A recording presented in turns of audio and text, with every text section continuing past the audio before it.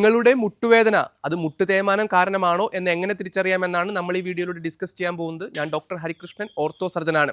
അപ്പോൾ ആദ്യം മുട്ട് തേയ്മാനം ആരിലാണ് വരുന്നത്? അതായത് നല്ല വെയിറ്റ് കൂടിയവരിൽ അല്ലെങ്കിൽ മുട്ടിൻ്റെ ഒരുപാട് സ്ട്രെയിൻ ചെയ്യുന്ന ആക്ടിവിറ്റീസ് ചെയ്യുന്നവരിലൊക്കെയാണ് മുട്ട് തേയ്മാനം കൂടുതലായിട്ട് കണ്ടുവരുന്നത്.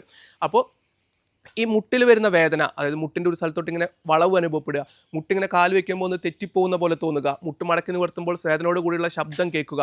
അപ്പോൾ ഇതൊക്കെ ഉണ്ടെങ്കിൽ നിങ്ങൾക്ക് മുട്ട് തേയ്മാനത്തിൻ്റെ ലക്ഷണങ്ങളാകാം. അത് തുടക്കത്തിൽ നമ്മൾ സ്റ്റെപ്പ് കയറി ഇറങ്ങുമ്പോൾ നിലത്തിരിക്കുമ്പോഴായിരിക്കും വേദന തുടങ്ങുക. പിന്നെ അത് കഴിയുമ്പോൾ കുറച്ച് നടന്നു തുടങ്ങുമ്പോഴാണ് നല്ല വേദന വരും. വാദസംബന്ധമായ അസുഖങ്ങളുള്ളവരാണെങ്കിൽ കുറച്ച് ഏർലി ഏജിൽ തന്നെ മുട്ട് തേയ്മാനം വരാം. അല്ലാത്തവരിൽ ഒരു 40 വയസ്സ് കഴിയുമ്പോഴൊക്കെയാണ് ഇതിൻ്റെ ലക്ഷണങ്ങളൊക്കെ ആരംഭിച്ചു തുടങ്ങുന്നത്.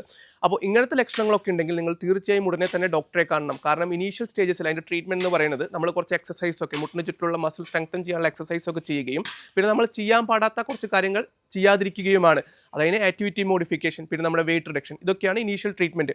അപ്പോൾ ഇതൊക്കെ ചെയ്തിട്ട് തന്നെ നിങ്ങൾക്ക് കുറച്ച് വെക്കണം. അല്ലെങ്കിൽ അത് സ്റ്റേജ് 3-ലോട്ടോ 4-ലോട്ടോ ഒക്കെ പോയി അതിൻ്റെ പെർമനൻറ്റ് ക്യൂറായ മുട്ടുമാറ്റൽ ഓപ്പറേഷനിലേക്ക് പോകേണ്ടി വരും. അത് ചെയ്യേണ്ട ഒരു അവസ്ഥ വന്നിട്ട് അത് ചെയ്യാതിരിക്കുന്നതിൽ കാര്യമില്ല, അതിലോട്ട് എത്താതിരിക്കുന്നതിലാണ് കാര്യം. അപ്പോൾ മുട്ട് തേയ്മാനത്തിനെ കുറിച്ച് സംശയങ്ങളൊക്കെ ഉണ്ടെങ്കിൽ നിങ്ങൾ തീർച്ചയായും കമൻറ്റ് ചെയ്ത് ചോദിക്കൂ. അതിനായിട്ട് എക്സ്ക്ലൂസീവ് ആയിട്ടുള്ള ഗ്രൂപ്പ് ഉണ്ട്, അവിടെയും നിങ്ങൾക്ക് ചോദിക്കാം. ഇന്നത്തെ വീഡിയോ നിങ്ങൾക്ക് ഇഷ്ടപ്പെട്ടെന്ന് വിചാരിക്കുന്നു. ഇതേപോലത്തുള്ള വീഡിയോസിന് വേണ്ടി ചാനൽ ഫോളോ ചെയ്യൂ. സംശയങ്ങളുണ്ടെങ്കിൽ താഴെ കമൻറ്റ് ചെയ്ത് ചോദിക്കൂ. നാളെ അടുത്ത വീഡിയോ ആയിട്ട് കാണാം. Bye bye.